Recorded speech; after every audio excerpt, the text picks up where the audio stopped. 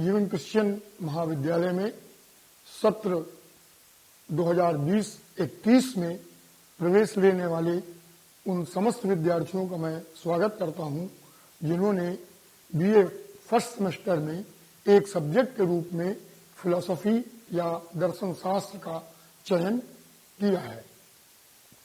आप सभी के लिए एक फिलॉसफी एक नया सब्जेक्ट है, क्योंकि इंटरमीडिएट लेवल पे कहीं भी फिलॉसफी एक सब्जेक्ट के रूप में स्वीकृत नहीं है। अब आप लोगों ने फिलॉसफी का चयन किया है तो कुछ सोच समझ करके ही इसका चयन किया होगा। यह एक बहुत ही रोचक सब्जेक्ट है और आप निश्चित रूप से जब 3 साल तक इस विषय का अध्ययन कर लेंगे तो आप देखेंगे कि आपके व्यक्तित्व में निखार आया है और आप उच्च मानसिक स्तर तक पहुंच गए हैं। इस साल आपको फर्स्ट सेमेस्टर में जो 2 पेपर्स पढ़ने हैं उनमें पहला प्रश्न पत्र एथिक्स या नीति शास्त्र है और फर्स्ट सेमेस्टर में आपको वेस्टर्न एथिक्स का अध्ययन करना है, पश्चिमी नीति शास्त्र। सेकंड पेपर के रूप में आपको इंडियन फिलॉसफी पढ़ना है, भारतीय दर्शन। और जब आप सेकंड सेमेस्टर में जाएंगे तो इंडियन एथिक्स पहले पेपर के रूप में पढ़ना होगा और इंडियन फिलॉसफी का ऑर्थोडॉक्स सिस्टम्स जो षट दर्शन है, आस्तिक दर्शन संप्रदाय, उसका अध्ययन आपको करना होगा। अब हम इंट्रोडक्शन के रूप में ये फिलॉसफी क्या है या दर्शन क्या है इसके बारे में कुछ प्रकाश डालना चाहेंगे। किसी भी विषय में जब आप अध्ययन प्रारंभ करते हैं तो यह प्रश्न उठता है कि वह सब्जेक्ट क्या है। अगर हम इटिमोलॉजिकल पॉइंट ऑफ व्यू से देखें, व्युत्पत्ति के दृष्टिकोण से देखें तो फिलॉसफी शब्द लैटिन भाषा के फिलो और सोफिया इन 2 शब्दों से मिलकर बना हुआ है। फिलो का मतलब होता है लव और सोफिया का मतलब होता है नॉलेज। यूनान में सोफिया को ज्ञान की देवी के रूप में जाना जाता है, जैसे भारतीय संस्कृति में सरस्वती जी को ज्ञान की देवी माना जाता है। तो फिलॉसफी का जो शाब्दिक अर्थ है ज्ञान के प्रति प्रेम। इसका तात्पर्य है कि फिलॉसफी का अनिवार्य संबंध ज्ञान से है, नॉलेज से है। अब आप ये भी कह सकते हैं कि हर एक विषय का ज्ञान होता है और सभी विषय ज्ञान से ही संबंधित हैं, चाहे वो साइंस के सब्जेक्ट्स हों, ह्यूमैनिटीज के हों या सोशल साइंसेस के हों। यहां स्पष्ट कर देना उचित होगा, जब हम ज्ञान की बात दर्शन के क्षेत्र में करते हैं तो हम यथार्थ ज्ञान और अयथार्थ ज्ञान में अंतर स्पष्ट करते हैं। रियल नॉलेज या जेन्युइन नॉलेज और अनरियल नॉलेज, फॉल्स नॉलेज, क्योंकि ज्ञान भी कई प्रकार का होता है। कुछ तो सुपरफिशियल नॉलेज कहलाते हैं, कुछ हैं जो बौद्धिक ज्ञान कहलाते हैं, कुछ हैं जो इंद्रिय जन्य ज्ञान कहलाते हैं, इंद्रियों से जिनका हम ज्ञान प्राप्त करते हैं। तो ज्ञान अनेक प्रकार का होता है। फिलॉसफी में जब आप आते हैं तो एक अन्य प्रकार के ज्ञान के बारे में भी आपको बताया जाता है और वो है इंट्यूटिव नॉलेज, अंतः प्रज्ञात्मक ज्ञान, इंटरनल नॉलेज, आंतरिक ज्ञान या रियलाइजेशन, अनुभूति जन्य ज्ञान। तो इस तरीके से फिलॉसफी में हम लोग ज्ञान की चर्चा करते हैं। अब जब ज्ञान की बात आई तो प्रश्न उठेगा किस चीज का ज्ञान, नॉलेज ऑफ व्हाट। तो यहीं पे नॉलेज ऑफ व्हाट, ये प्रश्न जो है ये सत्ता की ओर या रियलिटी की ओर संकेत कर रहा है, क्योंकि जिसका भी ज्ञान आप प्राप्त करेंगे उसकी सत्ता होगी, उसका अस्तित्व होगा, तभी तो उसका ज्ञान प्राप्त किया जा सकता है। तो इसे हम लोग दर्शन में मेटाफिजिक्स के रूप में जानते हैं, तत्व मीमांसा। तो आधारभूत रूप में दर्शन ज्ञान मीमांसा और तत्व मीमांसा, नॉलेज और रियलिटी से जुड़ा हुआ है। आगे जैसे जैसे आप आगे बढ़ेंगे तो इपिस्टेमोलॉजी और मेटाफिजिक्स तथा अन्य दर्शन की शाखाओं के बारे में आप अध्ययन करेंगे। जैसे नीतिशास्त्र दर्शन की एक विधा है, तर्कशास्त्र दर्शन की विधा है, धर्मशास्त्र और धर्म दर्शन दर्शन की विधा है, समाज दर्शन है, राज दर्शन है, सौंदर्य दर्शन है। तो अनेक प्रकार के दर्शन की विधाएं हैं और अलग अलग क्षेत्रों में हम दार्शनिक चिंतन करते हैं। दूसरी बात, जब हम दार्शनिक चिंतन की बात करते हैं तो यहां यह स्पष्ट कर देना आवश्यक है कि दार्शनिक चिंतन का तात्पर्य है बौद्धिक चिंतन, रैशनल थिंकिंग, स्पेकुलेशन, रिफ्लेक्शन। विज्ञान इंद्रियजन्य ज्ञान तक सीमित है, अनुभवजन्य ज्ञान तक वो सीमित है, क्योंकि वहां सत्यापन को, वेरिफिकेशन को एक अनिवार्य ज्ञान के आधार के रूप में माना जाता है। हमारे यहां ऐसा नहीं है, हम ज्ञान की गहराई तक जाने की कोशिश करते हैं। तो जब हम दर्शन शब्द में दृश्य धातु की बात करते हैं, जहां से बना हुआ है दर्शन, तो इसका अर्थ होता है देखना। देखना भी जानने का ही एक क्रम है, क्योंकि देख करके भी ज्ञान की प्राप्ति होती है। तो चाहे हम फिलॉसफी को एनालाइज करें या दर्शन को एनालाइज करें, दोनों से ये संकेत मिलता है कि फिलॉसफी का संबंध ज्ञान से है। देखना भी दो प्रकार का होता है। एक तो जब हम बाहरी वस्तुओं को देखते हैं, बाह्य इंद्रियों को द्वारा देखते हैं।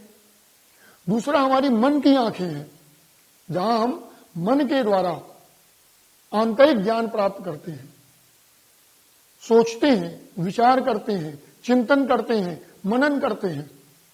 ये बाह्य इंद्रियों के द्वारा नहीं होता है। कल्पना करते हैं, ये सब हमारे बुद्धि का कार्य है। तो जब हम ज्ञान की बात करते हैं तो उसमें इस प्रकार के ज्ञान भी सम्मिलित होते हैं। अब थोड़ा सा आपको भारतीय दर्शन के विकास क्रम के बारे में मैं बताना चाहूंगा। सबसे पहले अगर इस बात को प्रश्न के माध्यम से पूछा जाए कि भारत का सर्वाधिक प्राचीन ग्रंथ कौन सा है, तो निश्चित रूप से आप उत्तर देंगे कि वेद, और उनमें भी ऋग्वेद भारत का सबसे प्राचीनतम ग्रंथ है, क्योंकि उसके पहले का कोई भी लिखित प्रमाण हमारे सामने नहीं है। वेदों की रचना कब की गई, इसके बारे में अनेक प्रकार के ऐतिहासिक मतभेद हैं, लेकिन कम से कम इस बात पर पश्चिमी विचारक भी सहमत हैं कि वेदों की रचना का काल 1500 BC, मतलब लगभग आज से 3500 साल पहले वेदों की रचना हुई थी। आप ये भी जानते होंगे कि 4 प्रकार के वेद हैं, ऋग्वेद, सामवेद, यजुर्वेद और अथर्ववेद। इन चारों वेदों में से ऋग्वेद सबसे प्राचीन है और संयोगवश दर्शन की शुरुआत भी ऋग्वेद से ही होती है। जब आप वैदिक काल की बात करते हैं तो वैदिक काल में 4 प्रकार के ग्रंथ आते हैं। सबसे पहले जो चारों वेद हैं, इनको हम संहिता के नाम से जानते हैं। इसके बाद ब्राह्मण ग्रंथ लिखे गए, जो कि इन्हीं संहिताओं पर टीकाओं की तरह थे, अपेंडिसेस थे, एक्सप्लेनेशंस थे, जस्टिफिकेशंस थे, जहां पे इलस्ट्रेशंस के माध्यम से कठिन ऋचाओं की व्याख्या की गई। तीसरे नंबर पर आता है आरण्यक ग्रंथ, अरण्य अर्थात जंगल में जो लिखे गए। और चौथे नंबर पर आते हैं उपनिषद, दार्शनिक दृष्टि से सर्वाधिक महत्वपूर्ण उपनिषद है। इन्हीं उपनिषदों को वेदों का अंतिम भाग होने के कारण वेदांत कहा जाता है, एंड ऑफ वेदास। तो इस तरीके से 4 क्रमिक रूप से वैदिक रचनाओं में आते हैं, संहिताएं, ब्राह्मण ग्रंथ, आरण्यक ग्रंथ और उपनिषद। पहले हम देखें कि वेद का तात्पर्य क्या होता है। वेद शब्द संस्कृत भाषा के विद धातु से निकला हुआ है, जिसका अर्थ होता है जानना। तो वेद ज्ञान के भंडार हैं, अगाध ज्ञान इन वेदों में भरा हुआ है। किसी भी क्षेत्र के बारे में आप वेदों से जानकारी प्राप्त कर सकते हैं। जैसा कि मैंने अभी बताया कि जो चारों वेद हैं उन्हें दार्शनिक दृष्टि से संहिता के नाम से जाना जाता है। तो संहिता क्या है? मंत्रों के संकलन को संग्रह कहा जाता है, कलेक्शन ऑफ हिम्स। मंत्र क्या है? देवताओं को संबोधित किए गए शब्द जो उन्हें प्रसन्न करने के लिए या उनकी प्रार्थना करने के लिए प्रयुक्त किए जाते हैं, उन्हें मंत्र कहा जाता है। ये देवताओं को संबोधित होते हैं और उन्हीं मंत्रों के संकलन को संहिता कहा जाता है। तो ऋग्वेद का अगर उदाहरण आप लें तो ऋग्वेद सूक्तों में विभक्त है और प्रत्येक सूक्त में अनेक ऋचाएं हैं और इन्हीं ऋचाओं के माध्यम से विभिन्न प्रकार के देवताओं की पूजा की गई है, उनको प्रसन्न करने का प्रावधान किया गया है। अभी मैंने जिन 4 ग्रंथों की बात की और वैदिक काल की जो बात की, उसको 2 भागों में बांटा गया है। एक वेदों का पूर्व भाग और दूसरा वेदों का उत्तर भाग।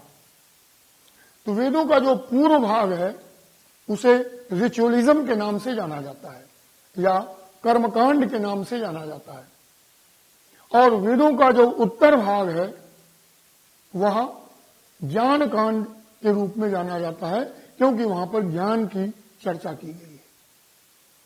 तो इस प्रकार से चारों संहिताएं या तथाकथित चारों वेद और ब्राह्मण ग्रंथ, ये दोनों कर्मकांड से जुड़े हुए हैं। ये वेदों के पूर्व भाग हैं। आरण्यक ग्रंथ और उपनिषद वेदों के उत्तर भाग हैं, जो कि ज्ञान से जुड़े हुए हैं। जब हम कर्मकांड की बात करते हैं या रिचुअल्स की बात करते हैं तो इसके अंतर्गत हवन करना, यज्ञ करना, अर्चना करना, पूजा करना, व्रत रहना, तीर्थाटन, तीर्थों तक जाना, ये तमाम जो उपक्रम हैं जो हिंदू धर्म में अपनाए जाते हैं, वे सब धार्मिक कृत्य के नाम से जाने जाते हैं और इन्हीं को हम रिचुअल्स कहते हैं। धार्मिक कृत्यों को ही कर्मकांड से जुड़े हुए कृत्य माना जाता है। ज्ञान कांड के अंदर हम ज्ञान की चर्चा करते हैं, उसकी समीक्षा करते हैं और सार्थक ज्ञान या वास्तविक ज्ञान की खोज करते हैं। भारतीय दर्शन के जो अलग अलग संप्रदाय हैं, इनका विभाजन वेदों के संदर्भ में ही किया गया है। वेदों में जो आस्था रखते हैं या वेदों की प्रामाणिकता को जो स्वीकार करते हैं, उन्हें आस्तिक संप्रदाय कहा जाता है, ऑर्थोडॉक्स सिस्टम्स।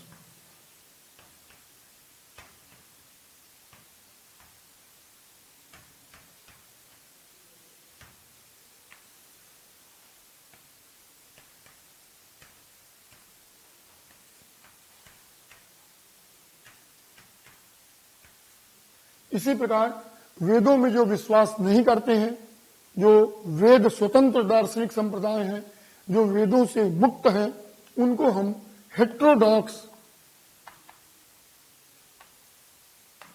सिस्टम्स के नाम से जानते हैं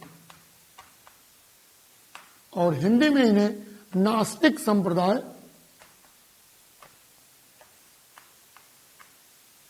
कहा जाता है। एक बात स्पष्ट कर देना आवश्यक है कि साधारण भाषा में नास्तिक शब्द का अर्थ माना जाता है जो ईश्वर की सत्ता में विश्वास नहीं करता है। लेकिन भारतीय दर्शन में नास्तिक का तात्पर्य होता है जो वेदों की स्वायत्तता और प्रामाणिकता में विश्वास, और जो वेदों की स्वायत्तता और प्रामाणिकता को स्वीकार करते हैं, उसी के अनुसार अपने दर्शन का विकास करते हैं, उन्हें आस्तिक संप्रदाय कहा जाता है। तो heterodox systems are those which do not believe in the authenticity and validity of Vedas, whereas orthodox systems are those which have faith in the authenticity and validity of Vedas. इस दृष्टि से देखा जाए तो भारतीय दर्शन के अनेक संप्रदाय हैं और इसको हम एक चार्ट के माध्यम से स्पष्ट कर सकते हैं।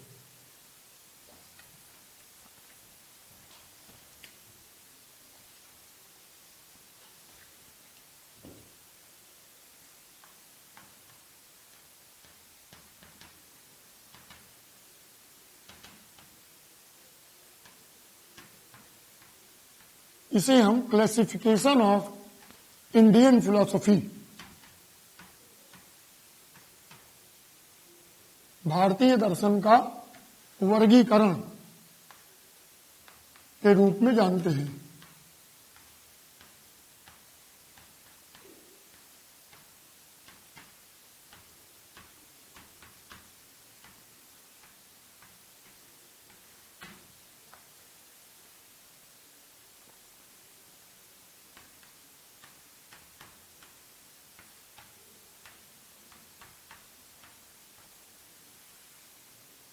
इधर नास्तिक संप्रदाय,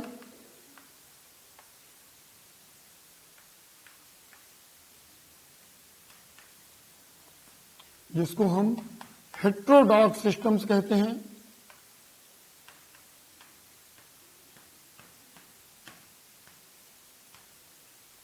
और दूसरी तरफ आस्तिक संप्रदाय,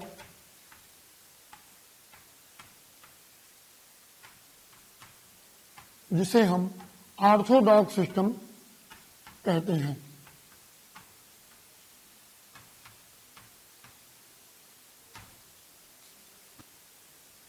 नास्तिक संप्रदाय के अंतर्गत 3 संप्रदाय आते हैं।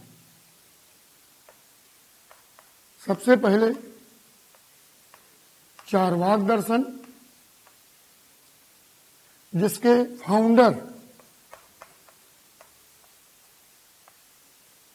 महर्षि बृहस्पति हैं।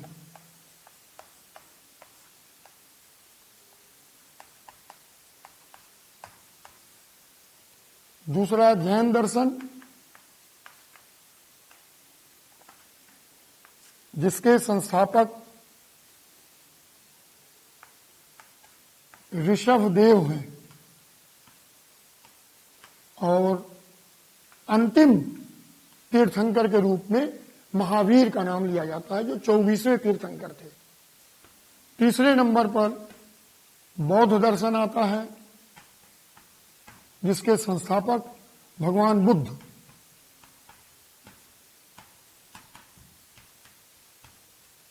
तो ये 3 दर्शन नास्तिक संप्रदाय के अंतर्गत आते हैं, जो कि वेदों की प्रामाणिकता को नहीं मानते हैं। चार्वाक दर्शन, संस्थापक इसके बृहस्पति हैं। जैन दर्शन, जिसके संस्थापक ऋषभदेव हैं, और अंतिम तीर्थंकर के रूप में महावीर का नाम लिया जाता है, भगवान महावीर के नाम से जिनको हम लोग जानते हैं। और सही देखा जाए तो आज जैन दर्शन उन्हीं के नाम से जाना जाता है। और बौद्ध दर्शन, जिसके संस्थापक भगवान बुद्ध हैं। जब हम आस्तिक संप्रदाय की ओर आते हैं तो यहां 6 संप्रदाय आते हैं। सबसे पहले आता है सांख्य दर्शन,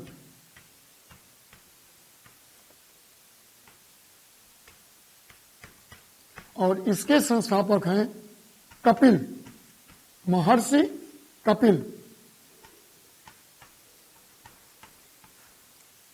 इसके बाद योग दर्शन आता है। इसके संस्थापक आप जानते हैं पतंजलि, जिसके नाम पे ही बाबा रामदेव ने पतंजलि विश्वविद्यालय की स्थापना की है।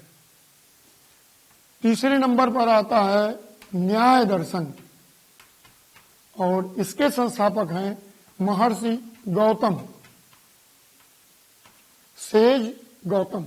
ये गौतम बुद्ध नहीं है, उनसे अलग है।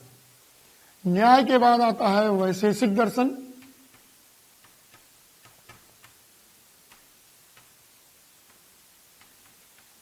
जिसके संस्थापक हैं महर्षि कणाद, और इसके बाद आता है पूर्व मीमांसा दर्शन,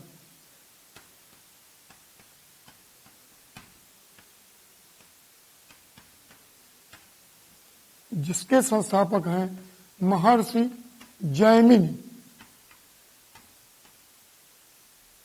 और अंत में उत्तर मीमांसा,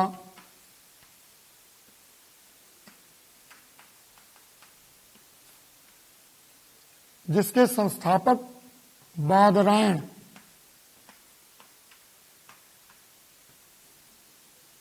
इसे हम लोग वेदांत के नाम से भी जानते हैं। अब वेदांत अनेक संप्रदायों में आगे चलकर विभाजित हो जाता है।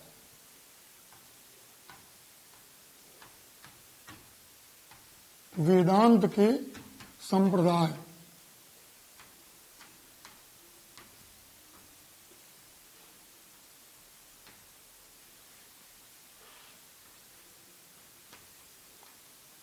कम से कम 4 मुख्य संप्रदाय, जिसको हम लोग शंकराचार्य के नाम से जानते हैं।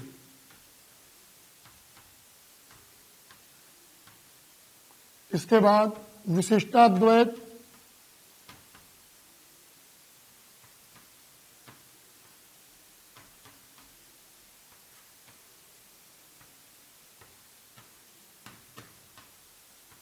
जिसे हम रामानुज के नाम से जानते हैं, रामानुजाचार्य।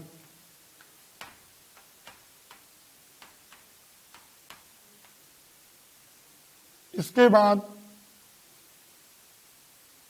नंबर 3 पे द्वैत संप्रदाय,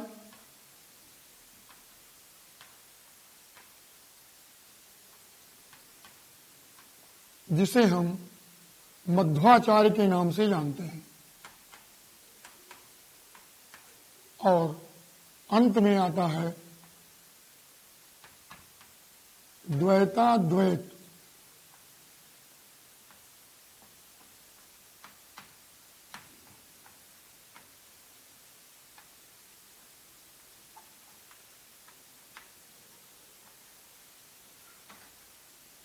जिसे हम निम्बार्क के नाम से जानते हैं।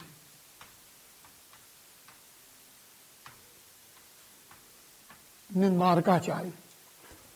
तो इस तरीके से एक बार फिर से देख लीजिए कि भारतीय दर्शन का जो वर्गीकरण किया गया है वो वेदों को दृष्टि में रखते हुए किया गया है।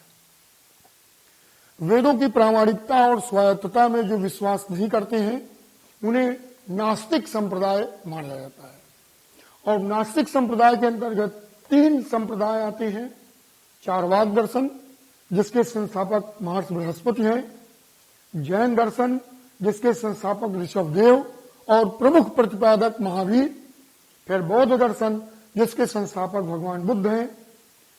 आस्तिक संप्रदाय उन्हें कहा जाता है जो वेदों की प्रामाणिकता में विश्वास करते हैं। और इसके अंतर्गत 6 संप्रदाय आते हैं।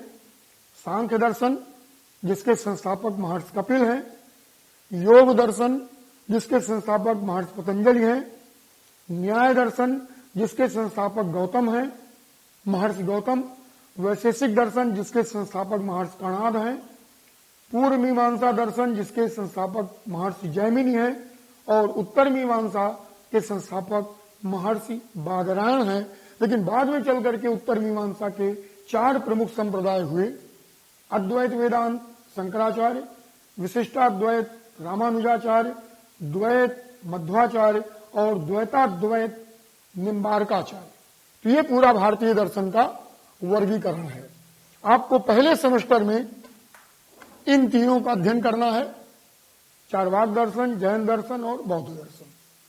और दूसरे सेमेस्टर में सांख्य, न्याय और अद्वैत वेदांत और विशिष्टाद्वैत वेदांत, ये आपका सिलेबस है जो आपको इस साल पढ़ाया जाना है।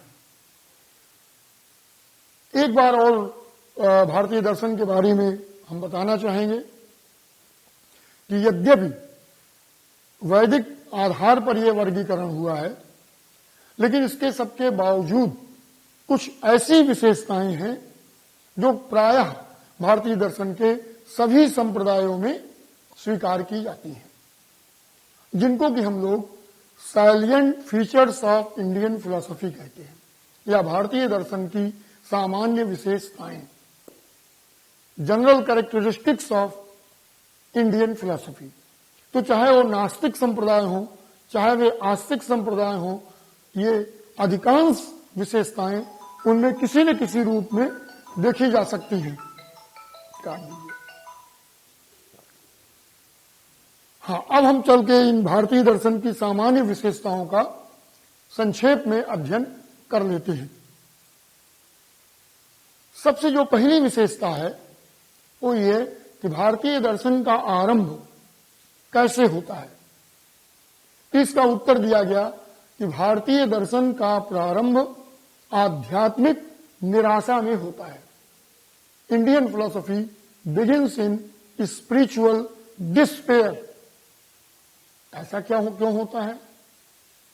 निराशा से दर्शन की शुरुआत कैसे होती है? तो यहां आपको दो शब्दों पर ध्यान देना है, एक आध्यात्मिक शब्द पर और दूसरा नैराश्य या निराशा पर। आध्यात्मिक क्या है? आत्मा से जो संबंधित है उसको आत्मिक कहा जाएगा।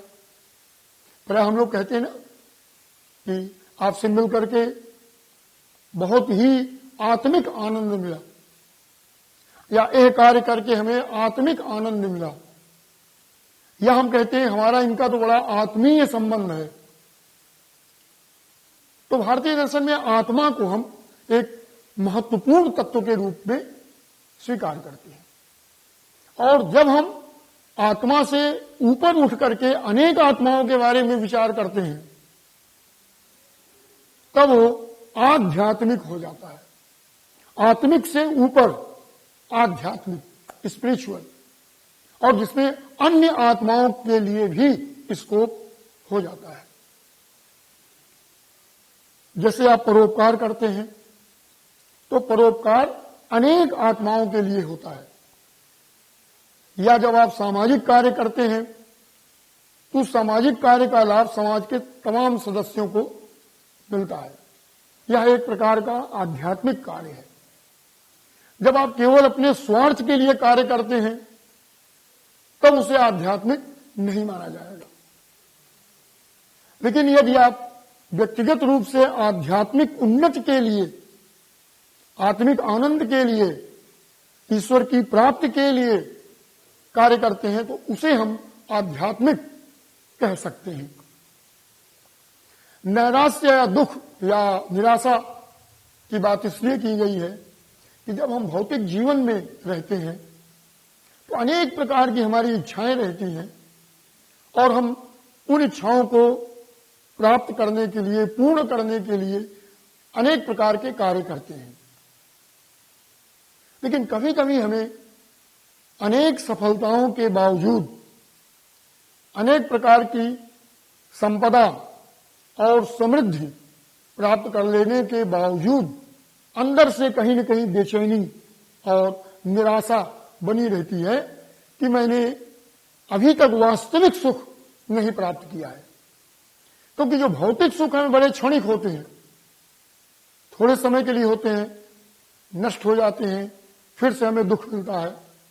तो अगर देखा जाए तो मानव जीवन में दुखों का ज्यादा महत्वपूर्ण स्थान है, न कि सुखों का। कभी कभी ये होता है जब हम भौतिक जीवन से ऊब जाते हैं, या हमें जब भौतिक जीवन की सीमाओं का ज्ञान हो जाता है, तब हम आध्यात्म के क्षेत्र में प्रवेश करते हैं। हमारे समाज में अनेक ऐसे आध्यात्मिक पुरुष हैं जिनके करोड़ों अनुयायी हैं और उनके द्वारा बताए गए मार्ग पर वे चलते हैं, जिससे कि उन्हें बहुत ही आत्मिक संतुष्टि मिलती है। तो जब भौतिक जीवन से हम निराश हो जाते हैं, कुंठित हो जाते हैं, हमको बेचैनी रहती है, नींद नहीं आती है, तो कहीं न कहीं से हम आध्यात्म की ओर उन्मुख होते हैं। जैसे आप लोग कहावत सुने होंगे कि जब दवा काम नहीं करती है तो दुआ की जरूरत पड़ती है। तो दुआ भी एक प्रकार का आध्यात्मिक कार्य है। दुआ देने वाला आध्यात्मिक पुरुष होता है। साधारण पुरुष जो है वो दुआ नहीं दे सकता है और उसकी दुआ का कोई लाभ भी नहीं हो पाएगा। तो इस तरीके से हम देखते हैं कि जब आप आध्यात्म के क्षेत्र में पदार्पण करते हैं तो दर्शन की शुरुआत वहीं से हो जाती है, जहां पर हम अनेक प्रकार के आध्यात्मिक लक्ष्यों का, उद्देश्यों का निर्धारण करते हैं और वैज्ञानिक दृष्टि अपनाते हुए हम उन लक्ष्यों को प्राप्त करने के मार्ग के बारे में भी बताते हैं। ऐसा नहीं है कि हम आपको बीच रास्ते में छोड़ दें, हम बताएं कि भाई मोक्ष प्राप्त करना या समस्त प्रकार के दुखों को समाप्त कर देना हमारे जीवन का अंतिम लक्ष्य है और यहीं पे हम रुक जाएं, ऐसा नहीं है। हम ये भी बताएंगे कि अगर मुक्ति प्राप्त करना है, मोक्ष प्राप्त करना है, आध्यात्मिक उत्कर्ष तक पहुंचना है, तो रास्ता क्या होगा, किस मार्ग पर आपको चलना होगा, क्या क्या चीजें आपको छोड़ना पड़ेगा, किस तरीके से आपको काम, क्रोध, लोभ, मोह, ईर्ष्या, द्वेष, अहंकार पर विजय प्राप्त करनी होगी। क्योंकि हमारे बंधन की यही कारण है। जब हम इन सबसे प्रभावित होकर के कार्य करते हैं तो हम बंधन में रहते हैं। जब धीरे धीरे अभ्यास करके साधना के द्वारा हम एक एक बुराई पर विजय प्राप्त कर लेते हैं तो हमारे अध्यात्म का रास्ता पक्का हो जाता है, प्रखर हो जाता है और तब हम तेजी से अध्यात्म के मार्ग पर चल पाते हैं। तो पहली जो विशेषता भारतीय दर्शन की है कि भारतीय दर्शन का प्रारंभ आध्यात्मिक निराशा से होता है, लेकिन भारतीय दर्शन का अंत आध्यात्मिक निराशा में न होकर आध्यात्मिक आनंद की अवस्था में होता है। क्योंकि हमारे लिए जीवन का चरम उद्देश्य मोक्ष प्राप्त करना है, मुक्ति प्राप्त करना है और मोक्ष या मुक्ति आनंद की अवस्था होती है। तो पहली विशेषता है जो प्रायः भारतीय दर्शन के सभी संप्रदायों में मानी जाती है। जब मैं प्रायः शब्द का प्रयोग कर रहा हूं तो ये संकेत मैं दे रहा हूं कि कुछ ऐसे भी संप्रदाय हैं जो इन विशेषताओं में आस्था नहीं रखते हैं। उदाहरण के लिए चार्वाक है, वो पूरी तरह से भौतिकवादी दर्शन है। उसके लिए न मोक्ष का कोई महत्व है, न पुनर्जन्म का कोई महत्व है, न आत्मा का कोई महत्व है, न ईश्वर का कोई महत्व है। तो अपवाद स्वरूप है जो कि वो आध्यात्मिकता को स्वीकार नहीं करता है। भारतीय दर्शन की दूसरी विशेषता यह है कि प्रायः सभी भारतीय दार्शनिक विश्व में व्याप्त एक नैतिक व्यवस्था को स्वीकार करते हैं। वे मानते हैं ये पूरा जो ब्रह्मांडीय व्यवस्था है वो किसी न किसी व्यवस्थापक के द्वारा संचालित हो रही है। और ऋग्वेद का अगर उदाहरण लिया जाए तो उसमें वरुण देवता को ऋत के संचालक के रूप में माना गया है। उन्हें ऋतस्य गोपः कहा गया है और ऋत जो है शाश्वत नैतिक व्यवस्था को कहा जाता है। अर्थात जब से ब्रह्मांड की रचना हुई तब से जो भी घटनाएं घट रही हैं या हम लोग जितने भी प्रकार के कर्म करते रहते हैं वो सब इसी नैतिक व्यवस्था का भाग है। और यही कारण है कि हमारे द्वारा किए गए कर्मों का फल हमें भी प्राप्त होता है। अगर ये व्यवस्था न होती तो हमारे मन में यह आस्था न रहती कि जो कर्म हम कर रहे हैं उन कर्मों का लाभ हमें ही प्राप्त होगा। अगर मन में यह संशय बना रहे कि कर्म हम कर रहे हैं और हमारे कर्मों का फल दूसरे को प्राप्त हो जाएगा, तो निश्चित रूप से हम अपने कर्तव्य का निर्वहन करने में कमजोर हो जाएंगे, या फिर हमारे मन में कहीं न कहीं से हताशा और निराशा बनी रहेगी। जब हम नैतिक शब्द की बात करते हैं, मॉरल शब्द की बात करते हैं, तो हमारा संबंध कर्म के सिद्धांत से होता है। और हम ये अच्छी तरह से जानते हैं कि कर्म का सिद्धांत मनुष्य से ही जुड़ा हुआ है। तो हम अच्छा कर्म करते हैं या बुरा कर्म करते हैं, पाप वाला कार्य करते हैं या पुण्य का काम करते हैं, नैतिक कार्य करते हैं या अनैतिक कार्य करते हैं, अच्छा आचरण करते हैं, अच्छा व्यवहार करते हैं या बुरा व्यवहार करते हैं, बुरा आचरण करते हैं, इन सब का जो निर्धारण है वो नैतिकता के अंतर्गत ही किया जाता है, जिसके लिए एक मापदंड होते हैं और उन मापदंडों के आधार पर हमारे आचरण का, हमारे व्यवहार का, हमारे कर्मों का मूल्यांकन किया जाता है। तो दार्शनिकों का यह मानना है, विशेषतः भारतीय दर्शन के मानने वालों का यह कहना है कि संपूर्ण ब्रह्मांड में एक नैतिक व्यवस्था है और वो नैतिक व्यवस्था किसी संचालक के द्वारा संचालित है, उसका कोई न कोई नियंता है। System needs systematiser, regulation needs regulator, law requires law maker. तो इस तरीके से बिना निर्माता के, बिना व्यवस्थापक के व्यवस्था नहीं हो सकती है। तो ऋग्वेद में इसे वरुण के द्वारा स्थापित माना गया है। भारतीय दर्शन के अलग अलग संप्रदायों में हम आएंगे तो इसकी व्याख्या अलग अलग तरीके से की गई है। आज मैं इन्हीं दो विशेषताओं की चर्चा करके रुक जा रहा हूं।